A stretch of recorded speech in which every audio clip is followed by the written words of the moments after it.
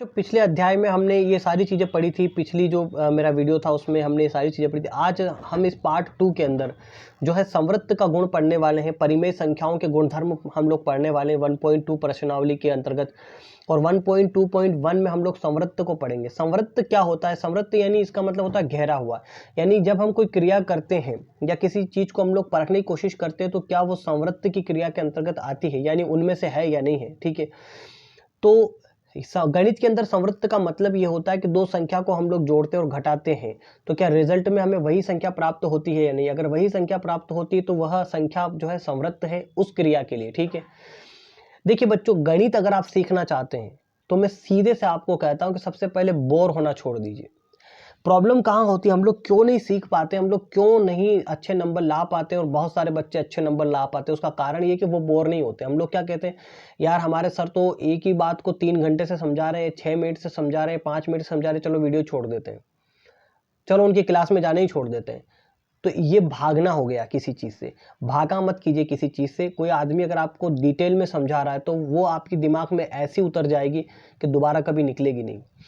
तो सबसे पहला जो हमें क्रियाएं, जब हम लोग संवृत्त क्रिया की बात करते हैं, संवृत्त पद्धति की हम लोग बात करते हैं, संवृत्त की बात जब हम लोग करते हैं तो अगर हम लोग योग करते हैं यानी जोड़ते हैं तो हमें एक संख्या, अगर हमने पूर्ण संख्या ली है तो हम उसमें पूर्ण संख्या ही जोड़ेंगे। अगर हमने पूर्णांकों में से कोई संख्या ली तो हम उसमें पूर्णांक ही जोड़ेंगे।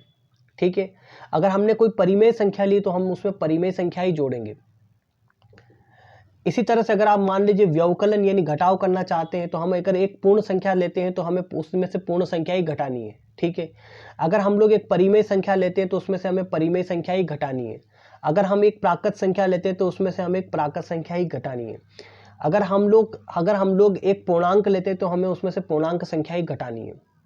यही नियम गुणा में काम करता है कि अगर आप जो भी संख्या लेते हैं, अगर आप परिमेय संख्या में से कोई संख्या लेते हैं तो आपको गुणे में उसका गुणा परिमेय संख्या से ही करना पड़ेगा। अगर आप पूर्णांक में से कोई संख्या लेते हैं तो उसका गुणा पूर्णांक संख्या से ही करना पड़ेगा। आप पूर्ण संख्या लेते हैं तो उसका गुणा किसी पूर्ण संख्या में से किसी संख्या से करना पड़ेगा। आप प्राकृत संख्या लेते हैं तो उसका गुणा भी किसी प्राकृत संख्या से ही करना पड़ेगा। यही नियम भाग के अंतर्गत है। तो ये सबसे पहले ये जानना बहुत ज़्यादा ज़रूरी है और इसके लिए आपको क्या सबसे ज़्यादा गहराई से बार बार वीडियो आपको देखना पड़ेगा। जो पूर्ण संख्याएं क्या होती है, प्राकृत संख्या क्या होती है, पूर्णांक क्या होते हैं और परिमेय संख्या क्या होती है, इसका वीडियो आपको बार बार देखना पड़ेगा। इसका एक शॉर्ट वीडियो मैं आपके लिए बताऊंगा जिसमें शॉर्ट में इन संख्याओं के बारे में मैं आपको बताऊंगा, बहुत ही शॉर्ट में, और उसकी लिंक इस वीडियो के डिस्क्रिप्शन में मैं डाल दूंगा ताकि आप बार बार जाकर संख्या पद्धति को अच्छे से समझ ले, देख लें। पूर्ण संख्या किसको कहते हैं, प्राकृत संख्या किसको कहते हैं, पूर्णांक किसको कहते हैं और परिमेय संख्याएं किसको कहते हैं, तभी आप इस प्रश्नावली को अच्छे से सोल्व कर पाएंगे। ठीक है, हम आगे बढ़ते हैं। तो क्या कह रहा है, हमें संवृत्त की जांच हमको करना है। ठीक है कि कोई संख्या किसी क्रिया के अंतर्गत संवृत्त है या नहीं। तो पूर्ण संख्या है। आइए एक बार पुनः संक्षेप में पूर्ण संख्याओं के लिए सभी संक्रियाओं पर संवृत्त गुणधर्म की चर्चा करते हैं। ठीक है, क्या कह रहा है, आइए एक बार पुनः संक्षेप में यानी शॉर्टकट में पूर्ण संख्याओं के लिए सभी संक्रियाओं पर संवृत्त गुणधर्म की चर्चा करते हैं। संक्रिया मतलब कोई काम हम लोग करते हैं तो हम लोग क्या कर रहे हैं, योग मतलब जोड़ रहे हैं, दो संख्याओं को आपस में जोड़ने का काम हम लोग कर रहे हैं। संख्याएं मतलब हमारी ये संख्याएं हैं। ठीक है, टिप्पणी मतलब ये संख्याएं संवृत्त है या नहीं। अब संवृत्त है या नहीं ये कैसे पता चलेगा, हम लोगों ने क्या किया, हमने पूर्ण संख्या की बात कर रहा है ऊपर, तो हमने एक पूर्ण संख्या ले ली। 0 एक पूर्ण संख्या है। आप जानते हैं कि 0 से लेकर अनंत तक सभी धनात्मक संख्याएं पूर्ण संख्याएं कहलाती है। ठीक है, तो 0 हमने ले लिया, प्लस क्या किया हमने 5 किया, बराबर परिणाम में क्या प्राप्त हुआ 5। तो 5 एक पूर्ण संख्या है। हाँ बिल्कुल 5 एक पूर्ण संख्या है। तो मतलब इसका ये हुआ, हमने 7 लिया, हमने 4 लिया, मान लीजिए 4 को हमने 7 से जोड़ा और बराबर में हमें परिणाम में कितना प्राप्त हुआ, 11 प्राप्त हुआ। अगर हम लोग 7 पहले ले लें और प्लस के 4 करें तो भी 11 प्राप्त होगा। तो हमें परिणाम में क्या प्राप्त हुआ, 11 प्राप्त हुआ। 11 एक पूर्ण संख्या है। तो हाँ बिल्कुल 11 एक पूर्ण संख्या है। तो इस प्रकार हमें पता चला कि हम एक पूर्ण संख्या को जब दूसरी पूर्ण संख्या से जोड़ते हैं तो परिणाम में हमें एक पूर्ण संख्या प्राप्त होती है। ठीक है, तो जब भी हम लोग एक पूर्ण संख्या को दूसरी पूर्ण संख्या से जोड़ें और परिणाम में हमको पूर्ण संख्या प्राप्त हो तो क्या हुआ, पूर्ण संख्याएं योग के अंतर्गत संवृत्त हुई। तो यहाँ पर हम लोग लिखेंगे पूर्ण संख्याएं योग के अंतर्गत संवृत्त है। यानी हमें रिजल्ट हमेशा एक पूर्ण संख्या ही प्राप्त होती है। और यहाँ पर हम लोग लिख देंगे व्यापक रूप से किन्हीं दो पूर्ण संख्याएं a तथा b के लिए a प्लस b भी एक पूर्ण संख्या है। मतलब a तथा b यहाँ पर क्यों लिया, क्योंकि हम किसी भी पूर्ण संख्या को ले लें, यहाँ पर हम सारी अनंत संख्याएं तो नहीं लिख सकते ना, तो संकेत स्वरूप में हमने a तथा b का इस्तेमाल किया, जैसे हम लोग x का इस्तेमाल करते हैं उसी तरह से। तो व्यवकलन का अर्थ होता है घटाना। तो हम लोग अगर मान लीजिए आप 3 यहाँ पर लिख दे, 3 - 1 बराबर कितना होगा, 2 होगा। ठीक है, एक पूर्ण संख्या प्राप्त हो रही है, तो क्या व्यवकलन जो है पूर्ण संख्याओं के अंतर्गत संवृत्त है? तो नहीं। हम लोगों को क्या करना पड़ेगा, 5 में से अगर हम लोग 7 घटाते हैं तो -2 आते हैं। क्या -2 पूर्ण संख्या है? तो हम देखते हैं कि पूर्ण संख्याओं में 0 से लेकर के अनंत तक सभी धनात्मक संख्याएं तो शामिल है, लेकिन एक भी ऋणात्मक संख्या शामिल नहीं है। तो इसका मतलब ऋणात्मक संख्या आई हमारे पास -2 आए हैं फलस्वरूप, यानी 5 में से 7 घटाने पर हमारे पास -2 आए हैं रिजल्ट। तो इसका मतलब व्यवकलन जो है यानी घटाना जो है वो पूर्ण संख्याओं के अंतर्गत घटाना संवृत्त नहीं है, यानी व्यवकलन पूर्ण संख्याओं के अंतर्गत संवृत्त नहीं है, क्योंकि हर बार हर परिस्थिति में हमें एक पूर्ण संख्या को दूसरी पूर्ण संख्या से घटाने पर हमें परिणाम स्वरूप पूर्ण संख्या प्राप्त नहीं हो रही है। ठीक है, आगे बढ़ते हैं, गुणन को लेते हैं। 0 × 3 बराबर 0 और 3 × 0 बराबर भी 0। इसी तरह से 3 × 7 बराबर 21 और 7 × 3 बराबर भी 21। तो इस प्रकार हमें पता चला कि एक पूर्ण संख्या को दूसरी पूर्ण संख्या से गुणा करने पर हमें सर्वथा एक पूर्ण संख्या ही प्राप्त होती है। ठीक है, यानी एक पूर्ण संख्या को दूसरी पूर्ण संख्या से गुणा करने पर हमें हमेशा क्या प्राप्त हो रहा है, एक पूर्ण संख्या प्राप्त हो रही है। तो मतलब लेकिन क्या होगा, हमें नियम क्या कह रहा है, हमें नियम ये कह रहा है कि हमें एक पूर्ण संख्या को दूसरी पूर्ण संख्या से ही गुणा करना है, इसीलिए हम कोई भी माइनस की संख्या से गुणा यहाँ नहीं कर सकते हैं।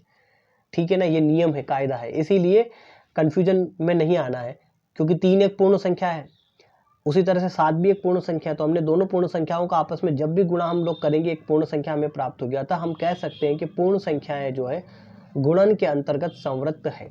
ठीक है, कहने का मतलब ये है कि अगर आप 3 को 7 से गुणा कर रहे हैं तो आप 3 को 7 से गुणा कर सकते हैं, लेकिन 3 को -7 से गुणा नहीं कर सकते, या -3 को +7 से गुणा नहीं कर सकते।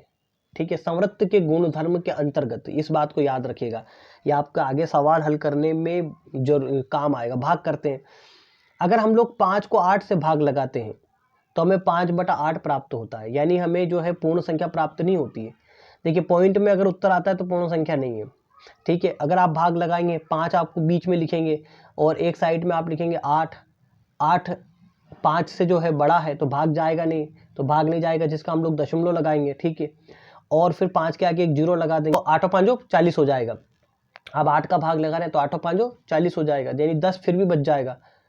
तो इसका मतलब पॉइंट के बाद आपके पास कितना आ रहा, 8 और 5 40, 5 आ रहा है, मतलब वो 1 नहीं है, तो पूर्ण संख्या आपके पास प्राप्त नहीं हो रही है। तो यहाँ मतलब हम लोग क्या लिखेंगे, पूर्ण संख्याएं भाग के अंतर्गत संवृत्त नहीं, यानी हर परिस्थिति में भाग करने पर हमें पूर्ण संख्या प्राप्त नहीं होती है। कुछ परिस्थितियां ऐसी भी है जब हम भाग करते हैं तो हमें पूर्ण संख्याएं प्राप्त नहीं होती है। अच्छा, अगर मैं यहाँ पर मान लीजिए 10 लिख दूं और 10 को 5 से भाग लगाऊं तो 5 दूना 10, भाग चला जाएगा, है कि नहीं, चला जाएगा कि नहीं, कोई शेष भी नहीं बचेगा और डायरेक्ट 2 आ जाएगा। तो अगर ऐसा आप करोगे तो आपको लगेगा कि शायद भाग जो है पूर्ण संख्याएं जो है भाग के अंतर्गत संवृत्त होगी, लेकिन हमें ढूंढते रहना पड़ेगा, हमें ऐसी परिस्थिति भी देखनी पड़ेगी जहां पर बड़ी संख्या से भाग किया जा रहा है छोटी संख्या में, और उस स्थिति में हमें पूर्ण संख्या प्राप्त नहीं होगी। अतः हम कहेंगे कि भाग जो है पूर्ण संख्याएं जो है भाग के अंतर्गत संवृत्त नहीं है। ठीक है, हम आगे बढ़ते हैं।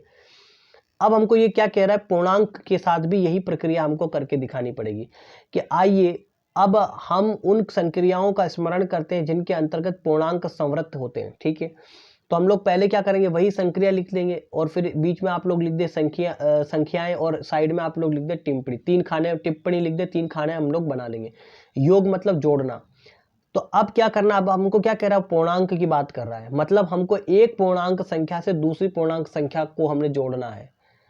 ठीक है, एक पूर्णांक संख्या को हमें दूसरी पूर्णांक संख्या से जोड़ना है, ये याद रखना है, क्योंकि पूर्णांक की बात कर रहा है तो दोनों संख्याएं पूर्णांक होनी चाहिए। ऐसा नहीं हो सकता कि हम लोग परिमेय संख्या ले लें या प्राकृत संख्या ले लें, या फिर पूर्ण संख्या ले लें।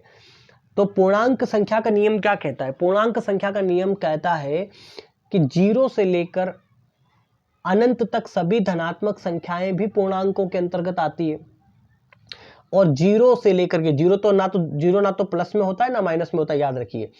तो -1 से लेकर के अनंत तक सभी माइनस की संख्याएं यानी सभी ऋणात्मक संख्याएं भी पूर्णांक के अंतर्गत शामिल होती है। तो पूर्णांक में धनात्मक संख्याएं भी आती है और ऋणात्मक संख्याएं भी आती है। तो इसीलिए -6 हमने लिख दिया, +5 लिख दिया। अब ये जरूरी नहीं यहाँ पर -6 आप लिखें, 6 + 5 बराबर कितना होता है? 6 + 5 बराबर 11 होते हैं। तो यह भी एक पूर्णांक है, इसमें भी कोई डाउट नहीं है।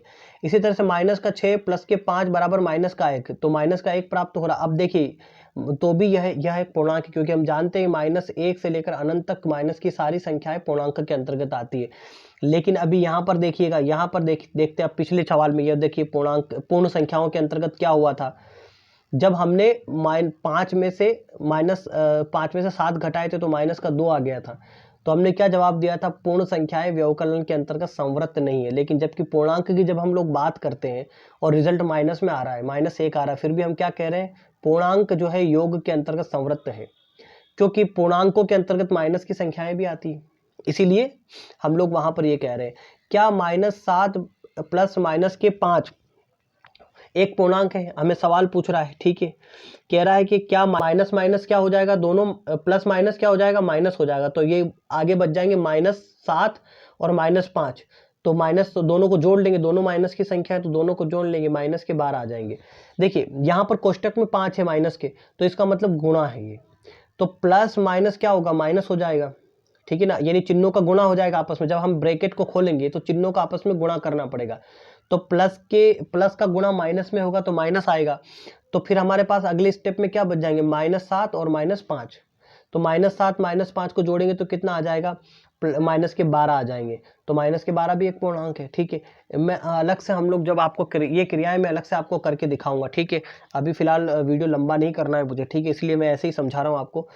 इसी तरह से 8 + 5 एक पूर्णांक है, तो बिल्कुल 8 और 5 को आप जोड़ लीजिए, 2 इधर डाल दीजिए, कितने आ जाएंगे?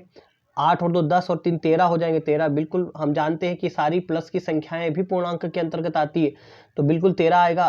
तो 13 भी पूर्णांकों में से है। तो हम कहेंगे कि हर स्थिति में हमने सारी स्थितियां यहाँ क्रिएट करके देख ली, लेकिन योग करने पर पूर्णांक योग के अंतर्गत संवृत्त पाए गए। हर बार हमें पूर्णांक ही प्राप्त हो रहा है।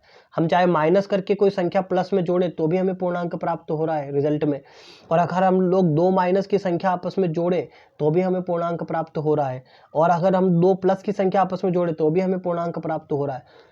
तो इस प्रकार हम कह सकते हैं कि व्यापक रूप से किन्हीं 2 पूर्णांक को a तथा b के लिए a + b भी एक पूर्णांक है। तो हम लोग आगे देख लेते हैं। अच्छा बच्चों, जिनको डिटेल में समझने की आदत नहीं है ना, वो बोल दें, उनके लिए अलग से वीडियो बना देंगे, उनको व्हाट्सएप पर अलग से वीडियो वगैरह दे देंगे, ठीक है ना। जिनको डिटेल में समझने की आदत नहीं है, क्योंकि देखिए डिटेल में अगर किसी चीज़ को आप समझेंगे ना तो अच्छे से समझ में आएगा। एक बार कोई भी वीडियो आप देखेंगे तो उससे कुछ समझ में पल्ले पड़ने वाला नहीं है, बार बार उस वीडियो को देखना पड़ेगा, ठीक है। जो व्यक्ति गणित से या किसी भी विषय से बोर होता है वो छात्र नहीं हो सकता है। छात्र को अपने मन को काबू में रखना आना चाहिए, तभी आप जीवन में सक्सेसफुल हो पाएंगे। जिंदगी में कहीं भी आप चाहे नौकरी करें, रोजगार करें, हर जगह आपको अपने मन को काबू में रखना पड़ेगा। जब हम लोग रोजगार करने जाते हैं तो 8 घंटे अपने मन को काबू में रखते हैं कि नहीं रखते? आपके पिताजी काम करने जाते होंगे तो 8-9 घंटे तक वो काम पर रहते होंगे, तो क्या वो अपने मन को कंट्रोल में करके नहीं रखते? तो जब आप छात्र जीवन में ही अपने आप को कंट्रोल में नहीं रख सकते, आपको थोड़ा सा वीडियो आपने देखा 2-3-4 मिनट का, आपको बोरिंग लगने लगा, तो आप क्या जीवन में सक्सेस हो पाएंगे? कभी भी आप सक्सेस नहीं हो सकते। इसीलिए मन को मार करके वीडियो देखना जरूरी होता है, या कोई भी क्लास आप अटेंड करते तो आपका मन वहीं होना चाहिए, बार बार उसको देखेंगे तो समझ में आएगा। व्यवकलन करते हैं, व्यवकलन का मतलब होता है घटाना, ठीक है। तो हमें नियम क्या कहता है? संवृत्त का नियम कहता है कि हमने यहाँ पूर्णांक लेना है। अच्छा, संवृत्त का नियम हमें क्या कहता है? एक पूर्णांक को दूसरे पूर्णांक से घटाना है। अगर हम लोग परिमेय संख्याओं में संवृत्त देखेंगे तो एक परिमेय संख्या को दूसरी परिमेय संख्या से घटाएंगे।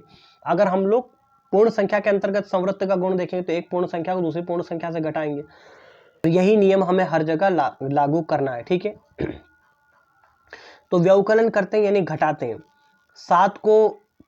7 में से 5 घटाएंगे तो प्लस के 2 बचेंगे, तो प्लस के 2 भी एक पूर्णांक है। इसी तरह से प्लस के 5 में से माइनस के 7 को घटा देंगे, यानी माइनस के 2 प्राप्त होंगे, तो वह भी एक पूर्णांक है, क्योंकि पूर्णांक में माइनस की संख्याएं भी आती है। इसी प्रकार से माइनस के 6 और माइनस के 8 को अगर हम लोग जो है घटाते हैं तो माइनस माइनस की संख्या यानी समान चिन्हों की संख्या कभी भी घटती नहीं है, ठीक है। असमान चिन्हों पर ही ये प्रक्रिया होती है। अगर चिन्ह समान है तो हमेशा जोड़ होगा, तो जोड़ेंगे 6 और 8 कितने होंगे, 14 होंगे, तो माइनस के 14 होंगे, ठीक है। इस बात को याद रखिए, जब चिन्ह समान होंगे ना तो जोड़ना ही पड़ेगा। अगर दोनों के चिन्ह ऋणात्मक है तो भी हम जोड़ेंगे, दोनों के चिन्ह धनात्मक है तब भी हम लोग जोड़ेंगे, ठीक है। तो माइनस के 14 हमें परिणाम स्वरूप प्राप्त होंगे। हम जानते हैं कि पूर्णांकों के अंतर्गत माइनस की संख्याएं भी आती है, तो यह भी एक पूर्णांक हुआ। अब हमारे पास एक और चुनौती आ गई। कैसी चुनौती आ गई, माइनस के 6, ठीक है। माइनस के 6 को हमें माइनस करना है माइनस के 8 से, ठीक है। तो बच्चों हम लोग क्या कर रहे थे, पूर्णांक की बात हम लोग कर रहे थे, ठीक है ना, और हम लोग यहाँ पर थे। तो हमें माइनस के 6 में से माइनस करना है माइनस के 8 को। क्या, माइनस के 6 में से माइनस करना है माइनस के 8 को, ठीक है, ठीक है। यानी माइनस माइनस तो प्लस हो जाएगा, तो 8 में से 6 जाएंगे तो 2 बच जाएंगे, तो प्लस के 2 बच जाएंगे यहाँ पर, ठीक है। हमारा रिजल्ट भी पूर्णांक ही होगा, ठीक है। तो हमें माइनस करना है यहाँ पर माइनस का 8, ठीक है, और माइनस के 6। तो माइनस के 8 में से माइनस के 6 हमको घटाना है, तो यहाँ पर 8 प्लस 6 हो जाएगा, 14 हो जाएंगे, ये प्लस के 14 आ जाएंगे यहाँ पर, तो ये भी एक पूर्णांक है। व्यापक रूप से किन्हीं दो पूर्णांक ए तथा बी के लिए ए माइनस बी भी एक पूर्णांक है। जांच कीजिए कि क्या बी माइनस ए भी एक पूर्णांक है, तो हाँ, बी माइनस ए भी एक पूर्णांक है। क्रम बदलने से कोई फर्क ही नहीं पड़ेगा, पूर्णांक ही आएगी, क्योंकि माइनस की संख्या या प्लस की, वो दोनों ही पूर्णांक होंगे। तो अतः हम कह सकते हैं कि पूर्णांक जो है व्यवकलन के अंतर्गत संवृत्त है, ठीक है। अब गुणा करते हैं, चलो देखते हैं कि 5 गुणित 8 बराबर 40, यह भी एक पूर्णांक है। तो -5 गुणित 8, क्या यह एक पूर्णांक है? ये माइनस प्लस माइनस हो जाएगा, और 5 8 और 40, तो माइनस के 40 आ जाएंगे, ठीक है। तो इसी तरह से अगला सवाल इसने पूछा है, तो माइनस के 40 भी एक पूर्णांक है। -5 गुणित माइनस के 8 बराबर माइनस माइनस प्लस हो जाएगा, तो ये प्लस के 40 हो जाएंगे, यह भी एक पूर्णांक है। व्यापक रूप से किन्हीं दो पूर्णांक ए तथा बी के लिए ए गुणित बी भी एक पूर्णांक है। यानी कोई भी संख्या हम लोग दे, दो पूर्णांक ले, कोई भी हम दो पूर्णांक लें, इसका मतलब कहने का है कोई भी दो पूर्णांकों में से हम संख्या लें और उसका गुणा करें, चाहे किसी भी परिस्थिति में हम गुणा करें, तो हमें परिणाम स्वरूप भी एक पूर्णांक ही प्राप्त होता है। अतः हम कह सकते हैं कि पूर्णांक गुणन के अंतर्गत संवृत्त है, ठीक है। भाग करते हैं, 5 भागित 8, तो हमें दशमलव में उत्तर प्राप्त होगा, आप करके देख लीजिएगा। तो यहाँ पर 5/8 इसका मतलब है, तो यह एक पूर्णांक नहीं है। अतः हम कह सकते हैं कि पूर्णांक भाग के अंतर्गत संवृत्त नहीं है, ठीक है। अब अगला जो हमारा वीडियो है उसमें हम परिमेय संख्याओं को देखेंगे। आपने देखा कि पूर्ण संख्याएं योग और गुणन के अंतर्गत संवृत्त है, परंतु भाग और व्यवकलन के अंतर्गत संवृत्त नहीं है। तथापि पूर्णांक योग, व्यवकलन एवं गुणन के अंतर्गत संवृत्त है, लेकिन भाग के अंतर्गत संवृत्त नहीं है, ठीक है। तो ये आपने देखा, और अब हम लोग जो है तीसरे वीडियो में इसके पार्ट 3 में परिमेय संख्याओं को पढ़ेंगे, ठीक है।